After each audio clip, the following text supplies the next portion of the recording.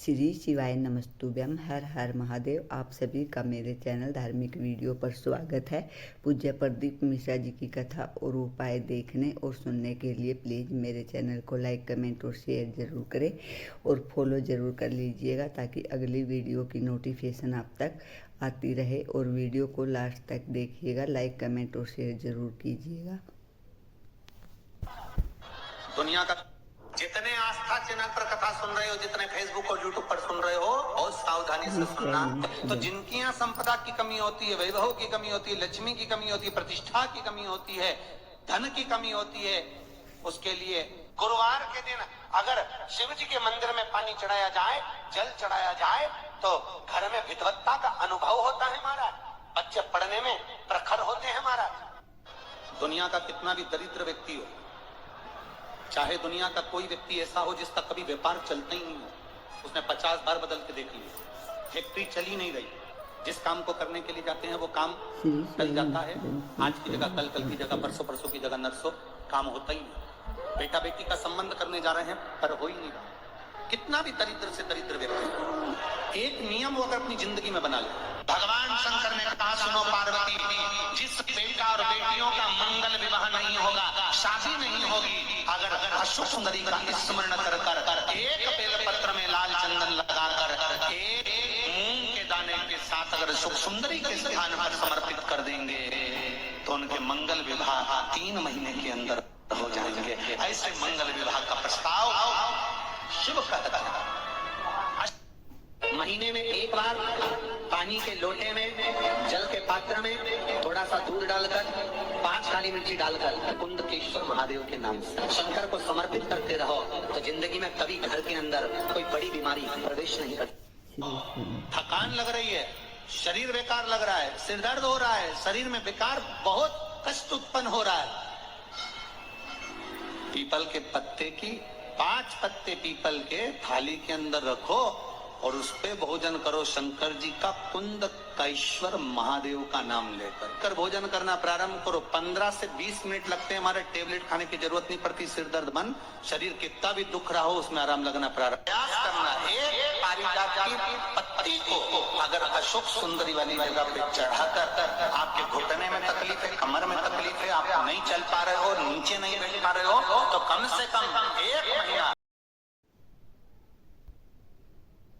पारिजात की पत्ती को मल कर भले पानी से निकलो, चाहे तुम चबा कर निकलो, उसको रोज सुबह के समय अगर खाना प्रारंभ करोगे, 8 दिन 10 दिन के अंदर तुम्हारा काम करना चालू करेगा, तुम चलोगे, ये निश्चित है।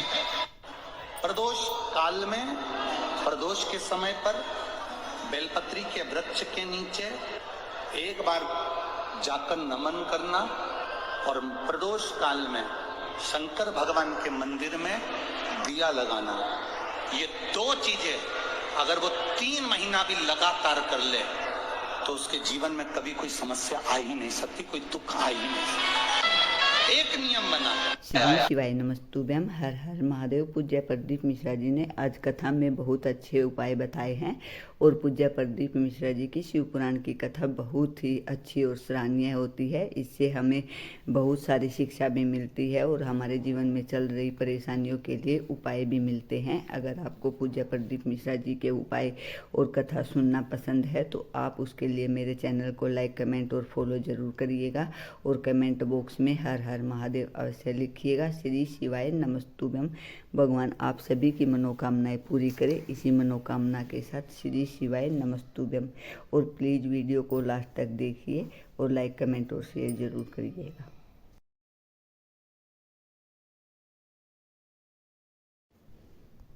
शिव आपके भीतर समाना प्रारंभ हो गया। अगर कथा सुनते सुनते आपके रोम उमंग से भर जाएं, कथा सुनते सुनते आपके ये बाल, आपके ये रोम खड़े हो जाएं, तो समझ लेना कि तुम्हारी दुख की घड़ी में शिव खड़ा होना प्रारंभ हो गया। ये कथा तत्व है, ये रस तत्व है, ये कोई सहजता नहीं। भक्ति का बल बढ़े, भक्ति का आनंद बढ़े, भाव बढ़े तो परमात्मा हमारे साथ खड़ा हुआ है। मैंने तेरे भरोसे ओ बाबा तेरे भरोसे हवा बिच उड़ती जावांगी, बाबा डोर है तो चढ़े ना मैं लटी जावांगी, भोले मैं तेरी बदन, शंभो मैं तेरी बदन, हवा बिच उड़ती जावांगी, बाबा डोर है तो चढ़े ना मैं लटी जावांगी।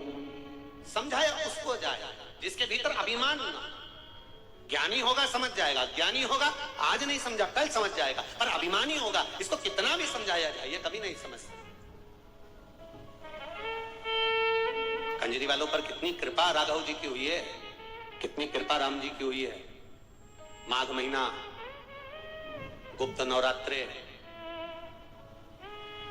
और मां जगत जननी पावागढ़ वाली की कृपा की टेकरी के नीचे ये शिव महापुराण की कथा। विचार करिए जरा।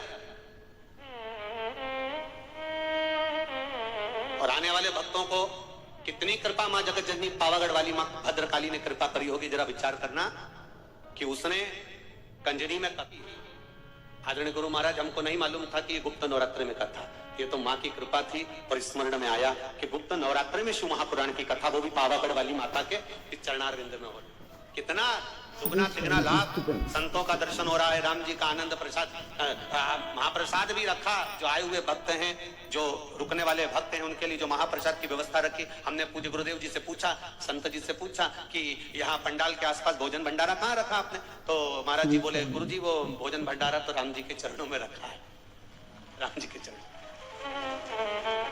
मतलब भोजन बनाने वाला भी हलवाई नहीं है, भोजन बनाने वाला भी कोई दूसरा नहीं है। सीता जी रसोई बना रही है, राम जी खुद खड़े होकर बनवा रहे हैं। जरा विचार करिए, कथा कितनी, अभी तक के समय में जितनी कथा हुई है उस कथा में ये कुछ हटकर ही है। जहां गुप्त नवरात्रे में मां पावागढ़ वाली के चरणों में, भद्रकाली माता के चरणों में और राम जी स्वयं रसोड़ा चलाए और ये कथा हो जाए, इससे बढ़कर सुख और क्या चाहिए। और ये कथा करवाने वाला भी कोई दूसरा नहीं, गर्भ में बच्चा था जो दीदी हैं, और गर्भित बालक को और उनकी माता को दोनों को कोरोना का क्रम, और डॉक्टर कह रहे हैं कि बड़ा मुश्किल है, परंतु उनके इंडिया से, भारत से जो उनके रिश्तेदार थे उसने कह दिया तू एक काम कर, विदेश में भी श्री शिवाय नमस्तुभ्यम बोल, शिव की कथा सुन, हो सकता है बच जाए। और बाबा की कृपा से वो बालक बाबा की करुणा से आनंद पाया। और साथ में एक बहन और जिसके पति को भी तकलीफ हो गई और बाबा ने उसको साथ लिया। दोनों बहनों ने मिलकर बड़े आनंद के साथ यीशु महापुराण की कथा करी थी। बड़ा आनंद है, ये कोई साधारण नहीं है। समझाओ,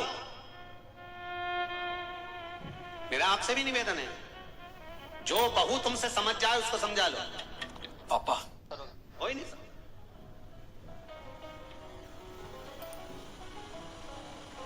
और जितना ये ज्ञान भी जितना जिसके भाग्य में होता है ना, उतना ही उसको प्राप्त होता है। जितना जिसके भाग्य में होता है उतना ही उसको। बड़ा मुश्किल है। कुबेर ने भेजा जरूर पर समझा नहीं पाया। रावण को कहा, क्रोध आ गया, रावण ने उनकी बात सुनी पर समझने को तैयार नहीं, तलवार। हमारी भी आदत है, कोई अगर समझाता है, ज्ञान देता है, तो हम भी शीश नहीं काटते, उसकी बात काट देते हैं। हमारी भी आदत है।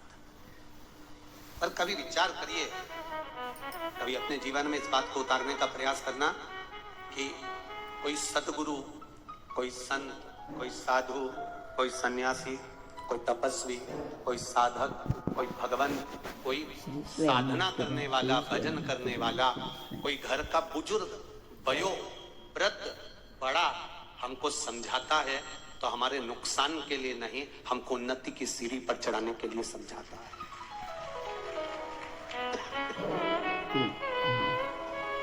हमें उन्नति की सीढ़ी पर चढ़ाने के लिए समझा रहा है। अगर वो ज्ञान दे रहा है तो हमको उन्नति की ओर बढ़ाने के लिए ज्ञान दे रहा है।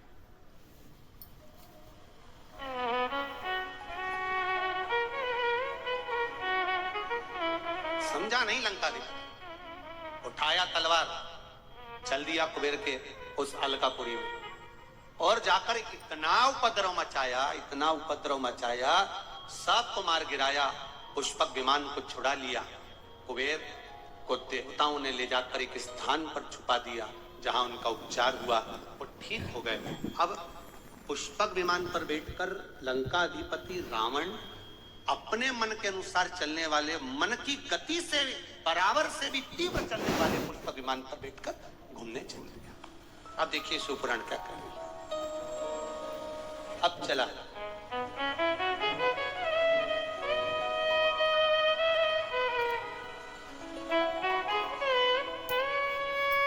अच्छा, ऐसा नहीं है। पुष्पक विमान पर जब वो बैठा, पुष्पक विमान पर जब वो विराजमान हुआ, पुष्पक विमान पर जब वो बैठा, तो कुबेर का सिंहासन था, कुबेर की गादी थी। उस गादी पर बैठने के बाद उसकी बुद्धि थोड़ी सी कहीं ना कहीं विचलित हुई, कहीं ना कहीं उसमें विचलितता आई।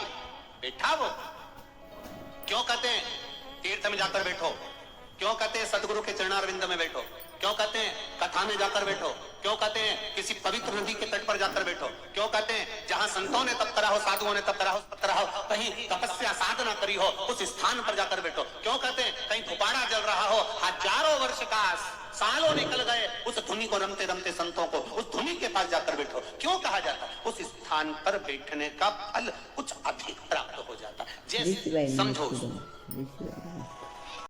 श्री शिवाय नमस्तुभ्यम, हर हर महादेव। अगर आपको पूज्य प्रदीप मिश्रा जी के उपाय और वीडियो पसंद आई हो तो एक लाइक और कमेंट अवश्य करें, और कमेंट बॉक्स में हर हर महादेव अवश्य लिखें। श्री शिवाय नमस्तुभ्यम, हर हर महादेव।